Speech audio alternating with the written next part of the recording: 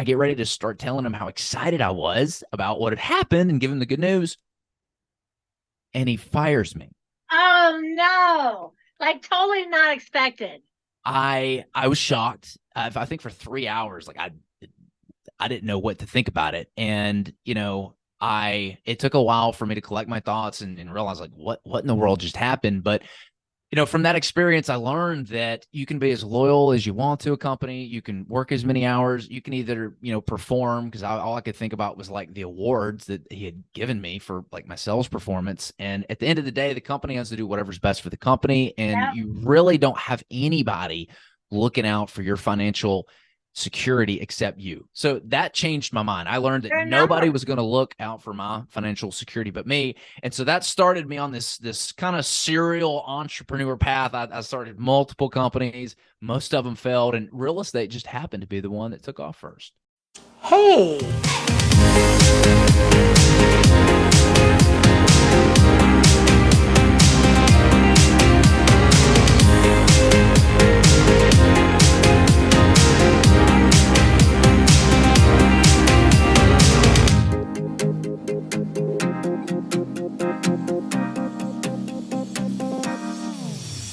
Hey, everybody. Welcome to the most wonderful real estate podcast ever.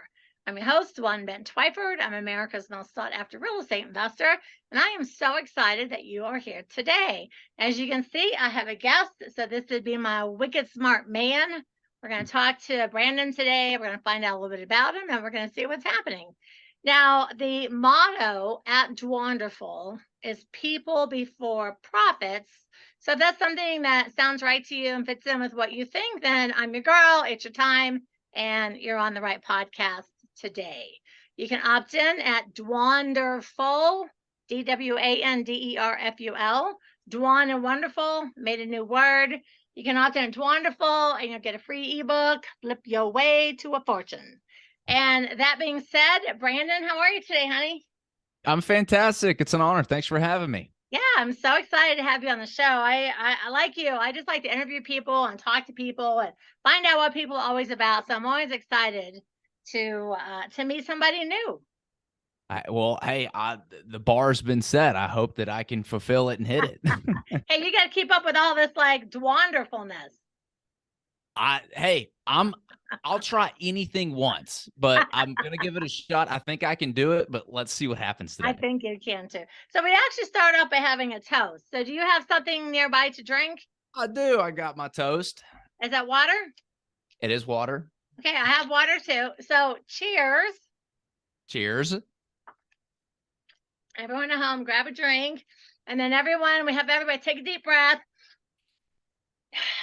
and put away all the things that are bugging you and put them out of your mind and have some fun with me and Brandon for a few minutes.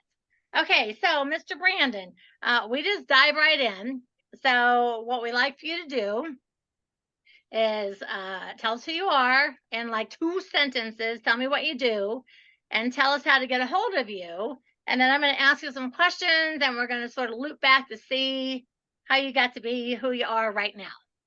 Yeah, so my name's Brandon Cobb. I'm from Nashville, Tennessee. Our fund and firm primarily focuses on building entry-level housing in the Nashville, Tennessee area and build-to-rent communities.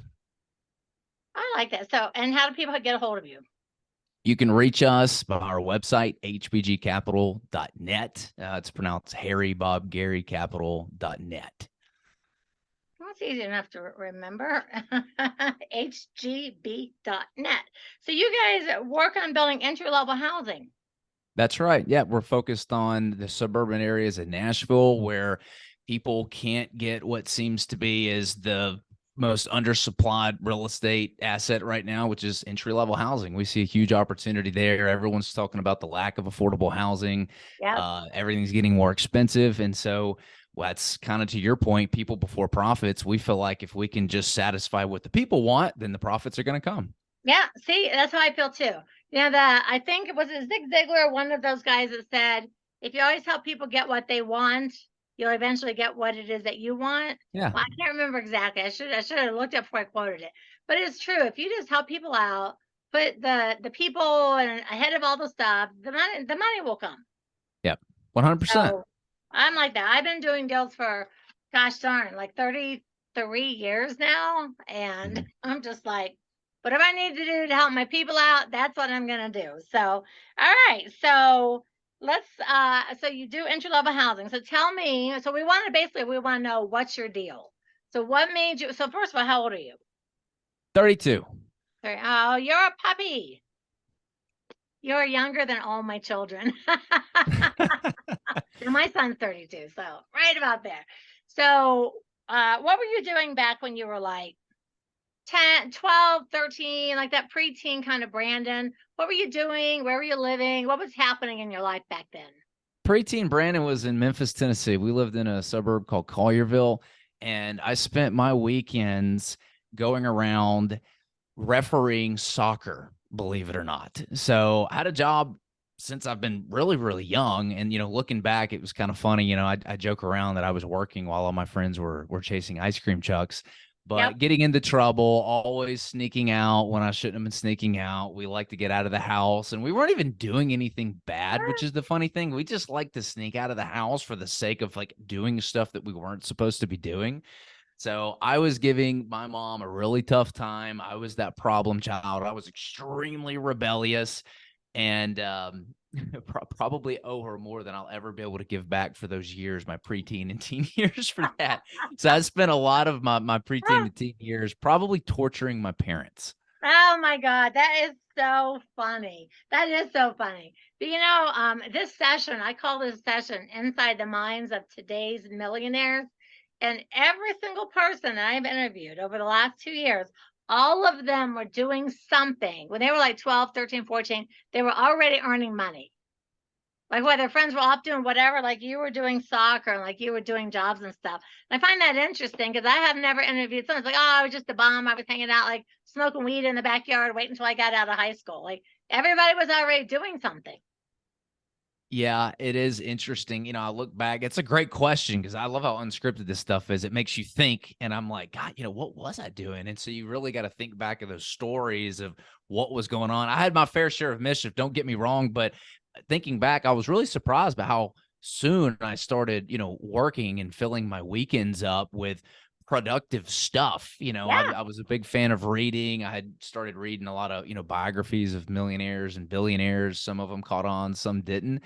But, it was kind of the first teasing stages of what would eventually develop into lifelong patterns for the rest of my life. Yeah, I know. It's crazy. It is. I find that most people that are successful today, even if they didn't plan to be successful, they were doing something. Of course, yeah, a little mischief here and there. I was not one who not to sneak out of the house as well. Except I didn't do it for fun. I did it to go to parties. So I was sneaking out and getting myself in trouble, but I never got caught. I think I never got caught. If I got caught, my parents never called me out on it. But can't imagine that they don't somewhere along the line figure out that I used to do that. Oh, So, I did was you gonna get say I got caught, and let's just say I was we'll leave it at this. I was so dumb back then that I ended up jumping out of a 2-story window to get out of the house, and my mom heard the car crank on and comes and opens the front door, starts screaming at me to get back in. And so I come back in, tell which my legs, I go upstairs, I go to bed. And I'm laying in bed the next morning. They come up and have a talk with me. And the first thing my dad says is, all the doors were locked. How the hell were you going to get back in the house? I hadn't thought that far ahead. So give you an idea how That's so cognitively funny. active I was back then. It wasn't very much. That is so funny. So you're like a teen and then you're going through school. And what did you decide? Like you get out of high school, what did you think you were going to do? What were your plans? What were you planning on being? Yeah, at first I wanted to be a physical therapist. I knew that I was intrinsically motivated. I really liked the idea of helping people. I was majoring in kinesiology, so enjoyed the sciences. I liked anything where there was like a formula to it. Anything that was super subjective, like I compared to like art. I was not a very good artist. I need like formulas and things. That's why I always did really good in math. Oh, you just follow this formula, boom, it produces the outcome. If you stay within these lanes, you're going to be good to go. So thought I wanted to do that until I spent a summer shadowing a PT my freshman year. And thank God that I did, because I realized that 50% of their time is sitting in the same spot, filling out paperwork. And oh my gosh, I thought that I was just going to be bored to tears. So while this was going on, I also spent my summers of college making money doing door-to-door sales. So I was that guy Oh, going in the areas. I was selling alarm contracts. If you've ever had somebody knock on your door and try to sell you an alarm system, that was me. That's what I did. I do And that have was my first. ADT. Yeah, ADT. Yep, ADT home protection. That was my first taste of sales, and it was 100% commission. That's where I cut my teeth. That's where I learned a lot of skills about rejection, how to overcome objections, how to manage and keep a positive attitude in the face of constant rejection, and Yeah, ultimately learned, hey, you can really kill what you eat, and hard work pays off. That was the first time, because I would come back and I would write a check for my entire year's rent for what I made over the summer, plus have some extra spending money set up. So that was my first taste of sales. So I knew I kind of liked sales, and I knew I wanted to be in healthcare, and I knew I didn't want to be in an office all day. So after that point, I realized, after talking with my uncle who had worked for Medtronic, and I always looked up to my uncle. He was a guy that was super inspiring, always funny. Everyone was always sitting around the table listening to his stories, and he sold spinal medical devices for Medtronic. And so after a few conversations with him, I was like, I want to do medical device sales. So ended up setting on that path right after high school. that's so cool that you did that. I actually know Medtronic, believe it or not. My mom has a pain pump inside of her abdominal area. She has a pain pump. So I have learned so much about Medtronic and what they do. It's like, wow, it's really interesting. It's fascinating. It Very, very fascinating industry.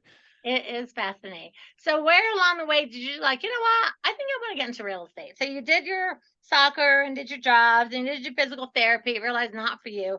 So I think sales, I think a lot of times people like us, we are in sales. Like we know that we're in sales.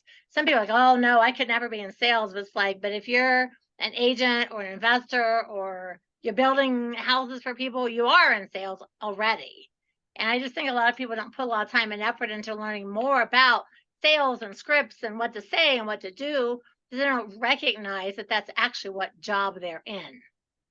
Everybody's selling, whether it's your children trying to Everybody. convince them to go to bed, or Yeah. it's your spouse trying to win them onto an idea that you have that they maybe Yeah. haven't been so privy to, or maybe it's a customer that you're trying to get pushed over the edge. Everybody is selling.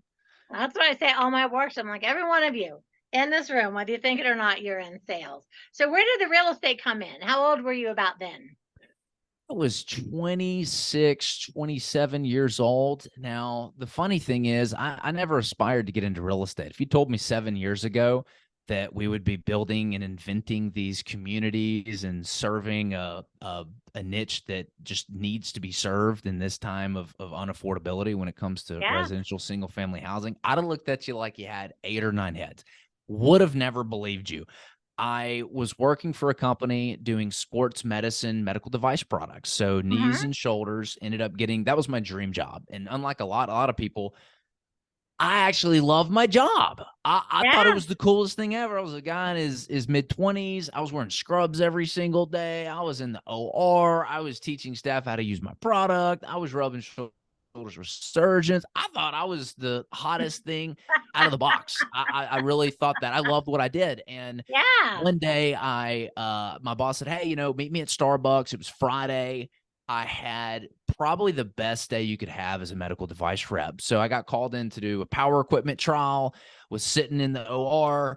The rep had some disposable products that weren't power related. Those disposable products didn't work out very well. And he actually ended up Right. ticking that doctor off. And the doctor looked at me and was like, hey, I want to look at your stuff next time. I mean, it was total diss to the guy in the room. I mean, it was perfect. A power trial turns into some implant business.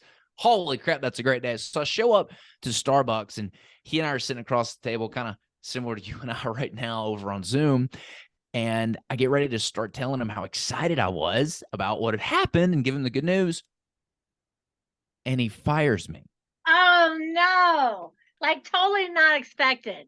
I was shocked. I think for 3 hours, I didn't know what to think about it. And, it took a while for me to collect my thoughts and realize what in the world just happened. But From that experience, I learned that you can be as loyal as you want to a company. You can work as many hours. You can either, perform, because all I could think about was like the awards that he had given me for like my sales performance. And at the end of the day, the company has to do whatever's best for the company. And Yep. you really don't have anybody looking out for your financial security except you. So that changed my mind. I learned that Your nobody number. was going to look out for my financial security but me. And so that started me on this kind of serial entrepreneur path. I started multiple companies. Most of them failed, and real estate just happened to be the one that took off first. That's funny. I had been fired from several jobs myself. And each time I was thinking like, oh man, they're probably going to give me a raise. Like, I'm so great. And then I would get fired. Like, well, how are Oh you firing no. me? Like, Uh, I'm the best one you have here. That's it. But you know what? That's a good lesson because it makes you realize you could put in 30 years with another company and still just get let go. Because at the yep. end of the day, you're a number. Yeah. That's And the when you work for unfortunate thing about yourself, it. you're number one. Yeah, and it's no hard feelings, right? I actually still love and have a relationship with my past boss. He taught me so much, and that set Yeah, the of course. groundwork for my success in real estate and my other ventures. But it's no hard feelings, right? The company has to do what's best with the company. I feel like a I lot of do. people get let go and they have these ill feelings and they hold a grudge. It's usually it's not personal. It's not. It's not. It's funny. If we talk about this when you're interviewing me, I've been fired from really huge amount of places in my 20s. But I look back on that and like, you know what? I really was independent and I was outspoken and I needed to be an entrepreneur back then, but that never had crossed my mind to work for myself. So I was always trying to tell people how they could run their company better. If they just listened to me, they could do a better job. And a lot of presidents of companies don't appreciate that. No, they don't. But it's like, it's all good because it got me doing my own thing. So I love that part about it. So now you're getting into real estate. You're like, okay, there's a million things you can do in real estate. People can build, you have storage units, you have commercial, multi-unit, you can flip houses, you can be a rehab, you be a landlorder, you be a landlord. Where in your mind were you like, I like the idea of building entry-level houses? Because that's not some place most people step first. That's Yeah. like you've been doing it forever and you're tired of this and you want to do something new. Well, we definitely didn't start out inventing neighborhoods. That was a graduation process that we just pivoted with the market, learned and listened and grew. There's no way I could have done starting out what we're doing today. I started with something that I didn't know that I was going to start with, which was I need to figure out what it is first. And the way I figured that out was I started going to a lot of meetups, meetup.com, Yeah. looking on the internet. I was going to real estate Nashville conferences and I RIA. was They have just a great trying to. RIA group there. Nashville RIA. Give them a plug. Hey, you guys. Yep. Nashville RIA, huge organization there. I was going to all those meetings. And so I didn't have a specific thing in mind. I was just looking for a mentor. I knew that if I really wanted to ramp up my success quick, I needed to find somebody who already had their it thing going on and was looking to bring someone into the organization that was hungry. I didn't want to work for anybody, but I was looking for some kind of partnership. So this led me to meeting my now partner. We're still partners to this day. We're the only two that showed up to a meetup, immediately hit it off. It was funny. I was talking about Colorado Springs earlier. That's what we talked about for the first 30 minutes was doing the incline, that really big hill in Colorado Springs. And he Yeah. had done it. And we immediately had this connection. He was looking to get an operation up and running in Nashville, similar to what he had in the Colorado Springs. I said, what do I have to lose? I just got fired a few weeks ago. Let's give it a shot and see what happens. So it turned into a mentorship program that has now eventually led into a partnership. We started wholesaling and flipping houses. The first deal we ever did, I lived an hour and a half from, and we ended up buying it. I sold pretty much all my retirement accounts to buy this piece of property, and we split it 50-50. We bought it, we flipped it, and it was sold 3 weeks before an ultimatum that I gave myself. So as I lost my job, I gave myself 6 months. I said, hey, look, just give this whole entrepreneur thing a shot for 6 months. If it doesn't work out, you can always go back and get a job. So I didn't immediately jump back in the job force. And so we ended up buying this house, driving an hour and a half every single day. I'm cruising in the car, 5 a.m. in the morning, like all excited. My car's full of Home Depot crap, right? I drive a RAV4, so not a truck. Yeah. So all the pieces of trim and stuff are in like the front seat over my shoulders, right? My steering wheel is getting hit by like 2x4s and crap. It was a scene. It was really funny. And I I can had relate no to that clue. so much. I had no clue what I was doing. I wasn't a contractor. I've never, like, I don't know which way to swing a hammer, but I'm willing to give it a shot. I mean, I did everything wrong. I hired contractors off Craigslist for that. I mean, I thought it actually went pretty well given the extent. We made about $30,000 off of it. I think it took us like 2.5 months to flip that property. And we just took that money and kept reinvesting it back in the business. I joke that if you've ever seen the movie Batman, where the Joker slides down the big pile of money and then turns around, deuces it with the gasoline and lights it on fire, that's what we were doing with marketing dollars and back in the business. So we just kept reinvesting all these profits. That $30,000 we turned into 4 or 5 more deals. I think we probably made a couple $100,000 from those deals. We just took that, we dumped it into marketing. We started hiring people for the first 3-4 years. We just reinvested all the profits back in the business. Now, at some point, how did we get into, inventing communities in residential single family housing? Do you build the whole community? Like you lay out the whole thing, the plot, the sewer, the plumbing, like you lay the streets, everything? Everything. We rezone it. We take it through the whole rezone entitlement process. We put in all the roads, the infrastructure, and we'll even go vertical on it. I love that. I want to do that at some point. I got to finish my town first. I'd like to build one just flat up off the ground. It really is something spectacular when you are adding to a community and seeing it go to new heights. It's a lot of fun. So tell me about your first community then, because I'm like, so this is something I would like to do. Well, we had a development. So the way we got into it, we started transitioning from rehabbing and flipping houses. So we built a business up. We were doing about 30, 40 of those a year. And we had a house that basically had burned down, but the foundation was still good and we could buy it for less than what the land was worth. So we said, well, why don't we just go ahead and tear down the framing and just frame on top of the foundation? And we did that. And that was our first new build. And the light bulb really went off when we built that home faster than we were rehabbing some of our full gut rehabs. Yeah. And we made 3 times as much money. And that was the light bulb we needed to say, we need to get into spec. So this led us to running around chasing all these like onesie twosie spec deals. And it was great. We were able to really grow. We were able to really scale. It was fantastic. But we were so spread out all over the place. And new construction is a lot more expensive than rehabbing. It takes a lot more capital. Yeah. And so we were running out of our own money. So we had this good thing going on. We had the acquisition arm built where we could find all these off-market deals. We had no problem there. We had created an in-house construction company to help mitigate timelines, to help mitigate risks. And that really helped. And so at this point, that was how our company HBG Capital was born. And at that point, when we were able to raise outside investor funds and put them into these projects and pull all of our own funds out, that's when things really started to scale because we weren't limited by our own capital at that point. Yeah. Well, we noticed, God, dude, wouldn't it be easy instead of building 30 houses all over the place if we could just build them all in the same area? Yeah, that's so great.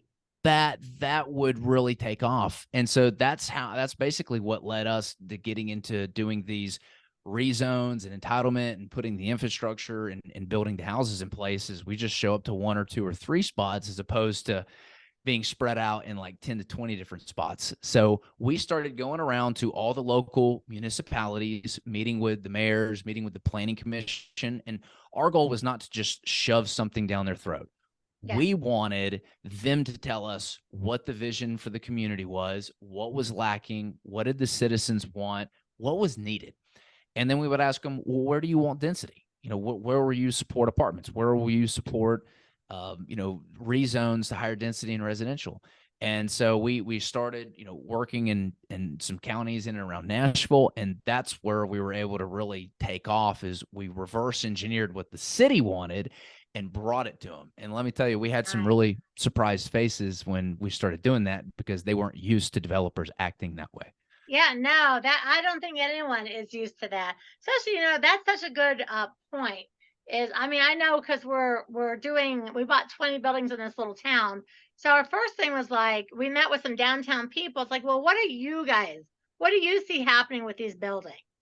And we started at, oh, well, we're doing a re-beautification. We're doing this, we're doing that. We've got money, we've got grants, we want, this and that and that and that. We were like, oh, okay, well, let's take what they want and what they'll pay for. That's what we're doing. And so it is really good that you went that way, because a lot of people will just go in and build what they want to build. And that might not really be right for that area or that community. And Hmm. when you get them coming and telling you what they want or what they envision, what they see, then you build it.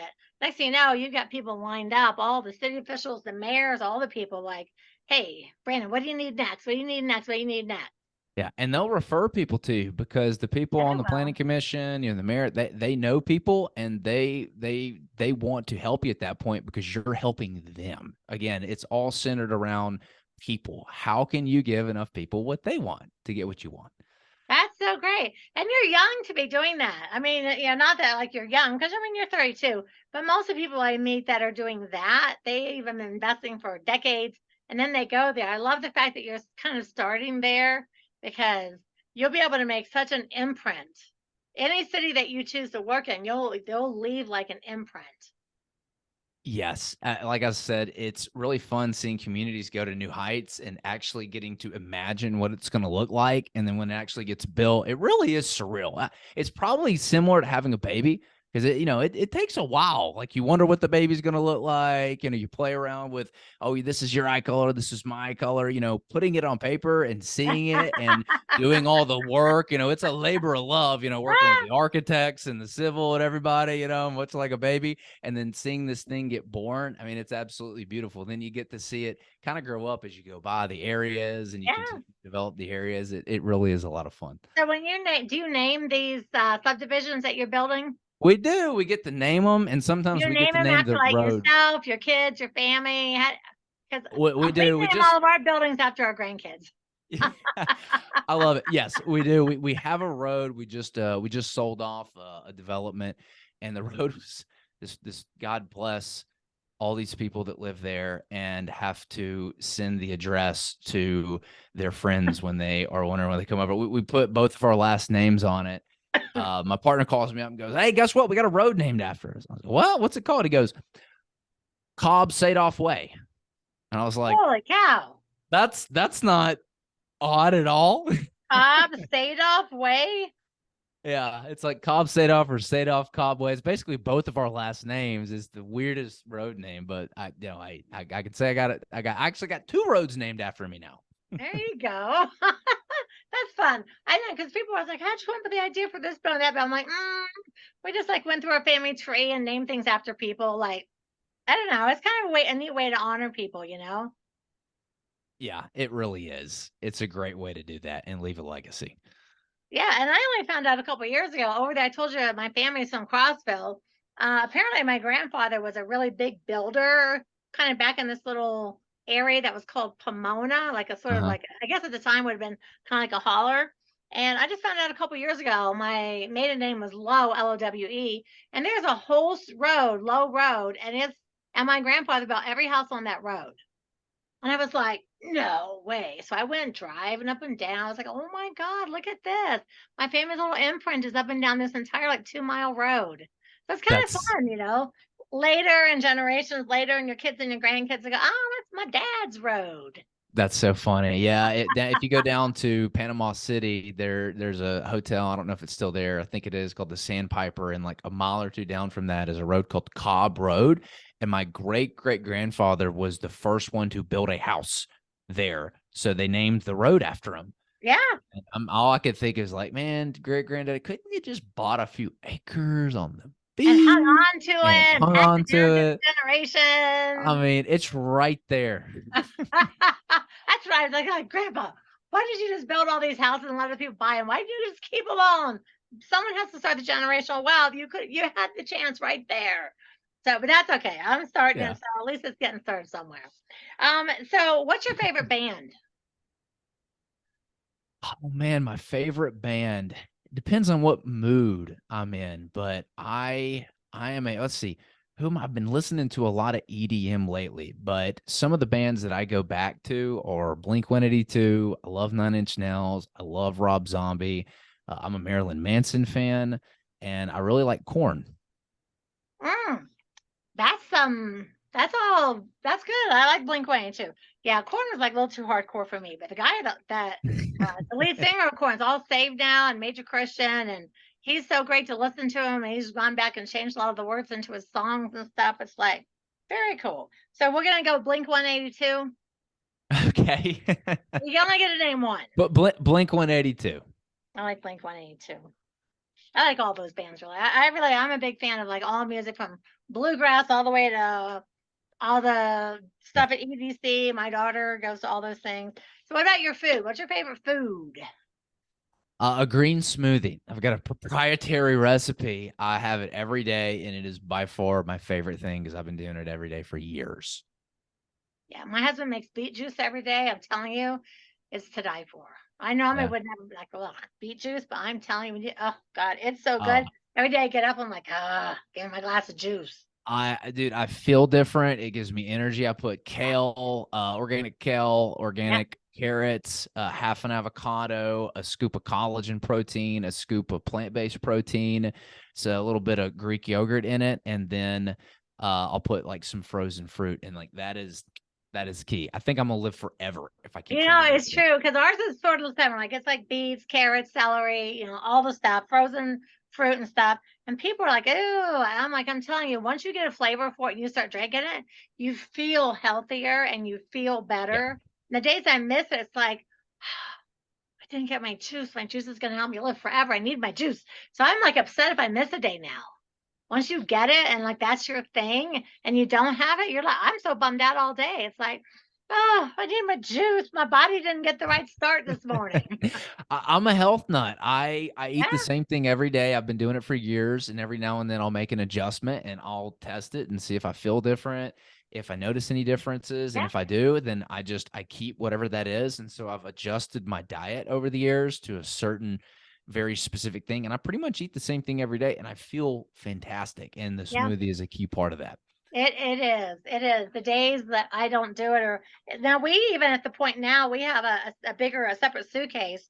So when we travel, we pack in the Vitamix and all the stuff in a small little suitcase. And if we're gonna go like do a workshop for 4 days somewhere, I have a suitcase that's got my Vitamix and all my stuff that I need. And when I get there, I either order Instacart or go right to the store and get everything I need. People are like, you travel with that? I was like, well, it becomes when you make it to be part of your life, it's part of your life, whether you're home or someplace else or you're speaking or whatever.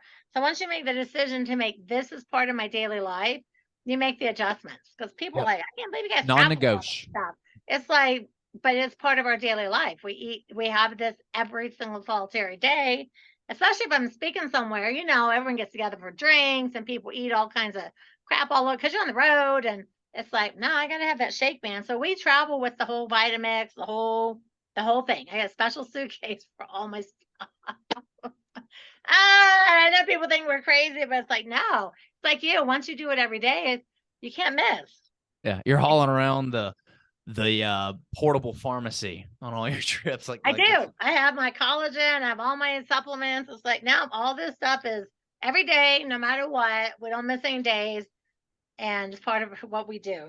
So we just make, you just make it part of what you do. So I love that about the what you do that because your health, you're young, and I can tell you for a fact when you get into your 60s, if you didn't take care of yourself in your 30s, you're gonna be looking back going, oh man, back when I was 10 foot tall and bulletproof, I should have taken better care of myself. Because you're you gonna feel it. need and appreciate that health when you get up in those 60s. I can attest to that. I was pretty rough on my body. I've got bad knees, got a bad hip, got this and this and this. It's like, should have been more careful. But it's okay. It's all good. Lived a good life. And pretty much you can fix anything now. So I don't care. What's your favorite part of day, Brandon? What's your favorite time? What's your favorite part of the day? In the morning, I like my morning times. So I've been experimenting, trying to do something that I've never been able to do before, which is to wake up naturally between 4 and 5 a.m. I mean, it's just the crazy schedule and everything that's happened and the way my circadian rhythm is and my sleep patterns. It's really tough, but I finally broke and went into the discipline of going to bed around 8:30, taking my melatonin. I Yep. created a wind down routine at Yep. night that helps me drop my body temperature, helps me relax my muscles, helps me get ready for bed. And I've been able to go to bed around 8:30 to 9:30, 10 o'clock, actually fall asleep, not just get in bed. And I've been waking up between like 4 and 5:30, and it is the most amazing thing ever. My body naturally wakes up. So Yep. I'm a big fan of the Whoop. I use the Whoop band. If I do have to get up early for something, absolutely. I use the haptic alarm. So it's just a gentle vibration. And it was a complete game changer because I'm not starting my day startled in an immediate anxiety, which is what that is when you wake up with an alarm. I mean, It best way to does. start my I day. hate that. So I get to spend the first 3 hours of my morning just sitting in total silence, listening to the birds. I usually read. I'm reading Charlie Munger's Almanac right now. I love looking for unique, different perspectives that changes my view of things on the world. So Yep. I'm usually reading. I'll enjoy a nice cup of coffee and I'll go on a run or I'll go exercise and then I'll Yeah. come back. I'll cook breakfast. And so by 7 a.m., I love bringing my wife breakfast in bed. So I'll come back, I'll cook a big breakfast. We'll hang out for like 30, 45 minutes. And then I'll start my day at like 7:45, 8 a.m. in the morning. So I Yeah, love I my like morning that you time. do that. I decided a couple of years ago to start doing that, waking up without an alarm. I wake up so much happier, So much so much happier. happier. And I don't wake up till I wake up at like 6:45. 6:45. Hey, that's not bad. It's It's to each like his own. You don't I'm have to looking wake around, up it's early. like, okay, Yeah. 6:45, I'm gonna My, get up. My But problem is if I'm getting up at like 7, my phone's usually rolling at that point and it draws the mind. It's just nice to be able to just chill. It's like when I traveled over, I was in like Dubai. So I love going over there because it's opposite time schedules. Your phone is not blowing up during the day with a million things yeah, to do and fires like that. It's just a blissful moment in the I just morning shut mine before the off. crazy day starts. I shut mine off. Yeah, I about 2 years ago, I just like, you know what? I hate waking up. Even though I have a nice alarm, it kind of jolts you awake. And I feel like it does sort of like it puts me almost in a bad mood. Just like Yeah. like a noise. It's like, okay, I'm not gonna, I'm gonna train my circadian rhythm. And so I started doing that a couple years ago. And I wake up happier. I feel better. I just wake up and it's like, oh, okay, here's the day. So Yeah. I always tell people all the time, if you can learn how to just wake up without an alarm, I feel like you wake up as a happier person. Yeah, 100%. So you've noticed a difference in just Oh gosh, naturally. yeah. Yeah. Are Such a you big religious difference. about going to bed at a specific time? Well, mostly, but sometimes I'll get off on like watching some videos or something I should not do because of the blue light. But I have been known to stay up and binge TikTok videos. But usually I lay down at 10. I feel sleepy at 10. Okay. So I you've lay got down at 10. everything. My room is dark. There's no noise. Everything's quiet. Got my little humidifier. I just drift off to sleep. Yeah, I tell you. And I used to never like, until I was like 62. I started doing that. And it really is amazing how much better you feel. Like you just feel like, okay, this is when my body wants to wake up. I get up. It's undescribable. You can't experience in it until your body is actually caught up on sleep. Now, this is going to change. I currently don't have kids. I want kids. We're going to be probably trying to have kids here pretty soon. So I know that that's going to be a little bit of a shock to the system. But coming It from is. somebody who was tired a lot, and I took care of myself. When you get enough sleep, I'm telling you, it's a completely different life. And you Yeah. can't describe what it's like to have like energy and Yeah. like vitality throughout the day. And and your sleep needs, my sleep need actually goes down. Like when I'm getting enough sleep, like I think I woke up at like 3:30 a.m. this morning and I went to bed at like 8:30. I took melatonin around 8, got in bed at 8:30, and I just naturally woke up. So the more you're able to give your body that rest, you'll find that you don't need like 9, 10 hours on the weekend. I You used to don't. crash on the weekend. I would No. sleep in till like 9, 10 a.m. on Saturdays and Sunday. I'd get like 10, 11, sometimes 12 hours of sleep. And I'm like, cool. All right. I recharged. And then I'd go back to, 5, 6 hours of sleep a night, sometimes 7 on the weekdays, waking up, going to bed at different times. I mean, it really is a different life. I It encourage is. everyone to Yeah. try it. It just takes some discipline. It does. Bill and I, my husband started, we about 2 years ago, we started doing that. So we basically go to bed at 10 because I don't know. I'm not sleepy until then. And we both get up. He gets up early. He gets up at like 4 though. He wakes up. I don't know.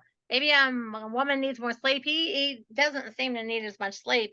But once you really do that, even like when I travel, or I've got to speak somewhere, I don't even set an alarm because I know I'm going to wake up.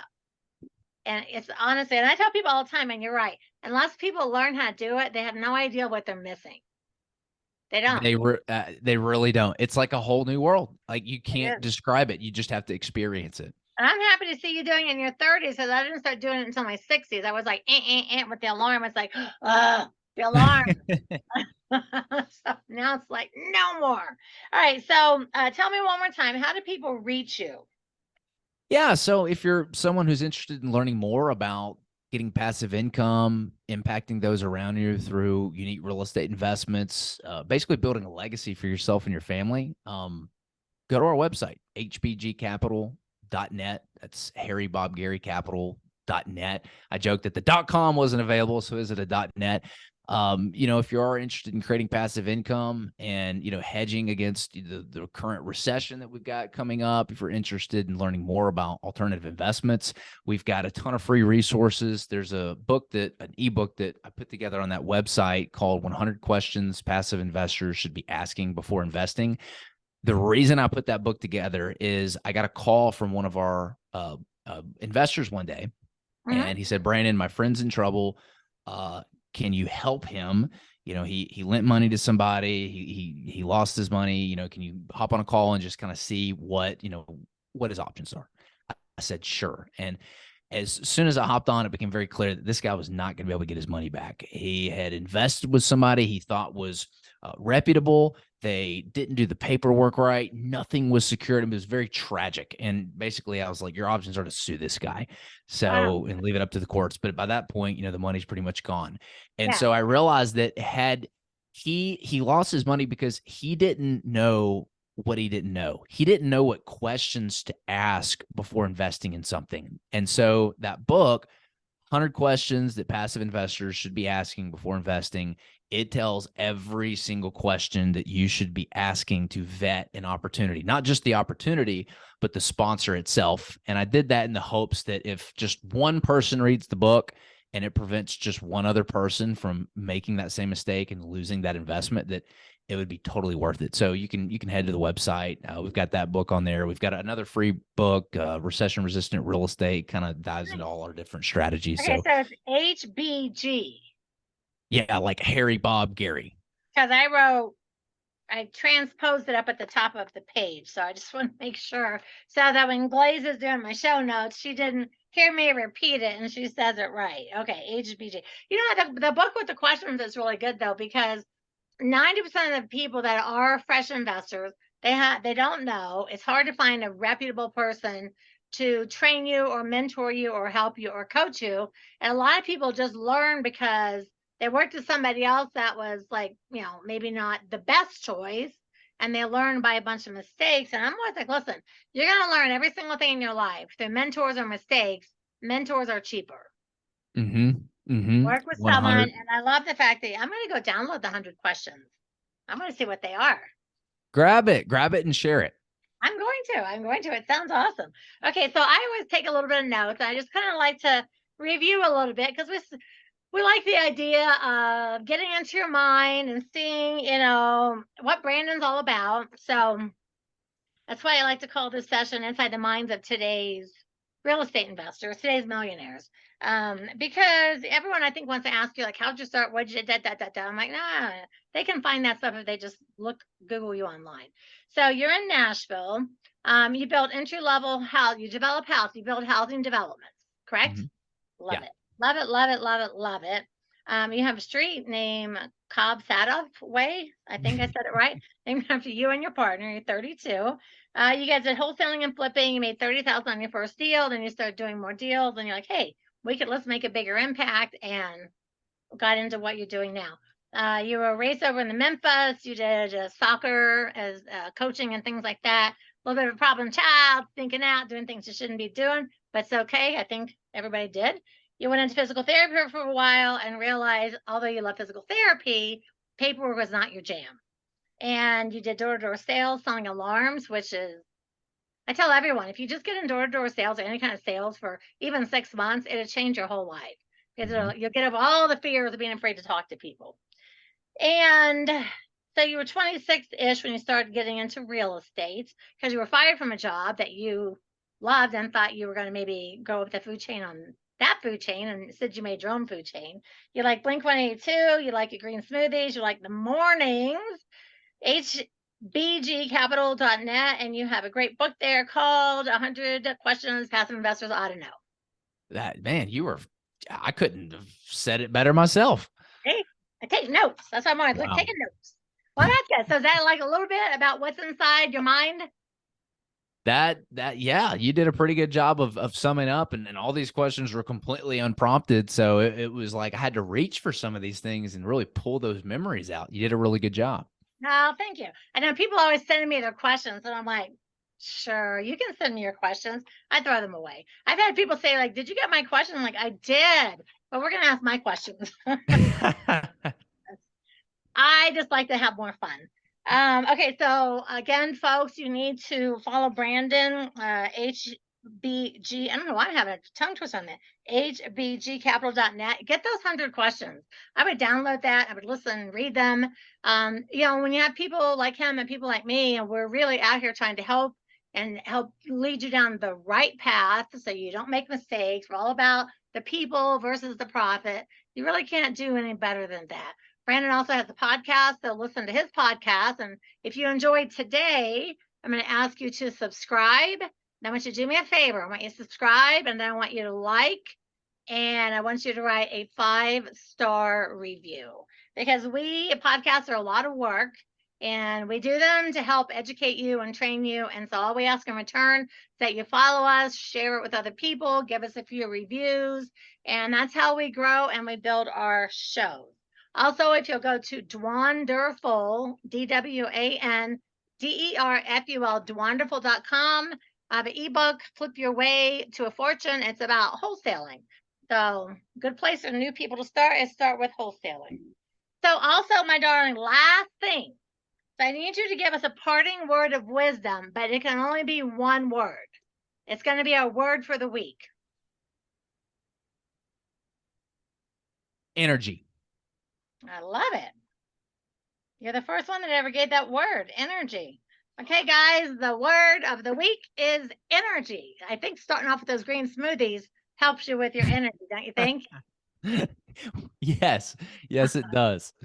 It does. Well, that's a really great word, energy. I love it. Well, I appreciate you. I thank you for coming on. I know your time is really valuable, so I appreciate you giving us some of your time. And everyone, check him out. He's adorable, and look how cute he is. And so you got to follow what he's teaching you too. All right, guys, we'll be back next week. Same bat time, same bat channel. And remember that the truth is in the red letter. Ciao.